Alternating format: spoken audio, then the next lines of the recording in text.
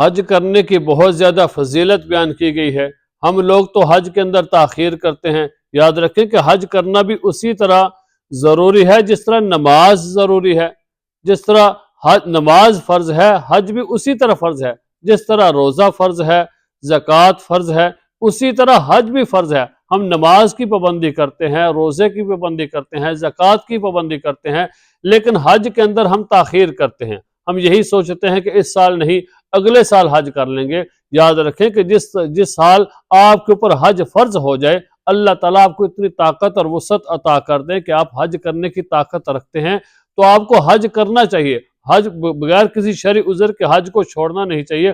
یاد رکھیں کہ جو حج لوگ نہیں کرتے ان کے بارے میں رسول اللہ صلی اللہ علیہ وسلم کیا ارشاد فرمایا کہ جو شخص حج کرنے کی طاقت رکھتا ہو اور حج نہ کرے، فرمایا کہ ہمیں اس شخص کی کوئی پرواہ نہیں ہے، چاہے وہ عیسائی ہو کے مرے، چاہے وہ یہودی ہو کے مرے۔ اللہ تعالی ہماری حفاظت فرمائے اور ہمیں وقت پر حج کرنے کی توفیق عطا فرمائے۔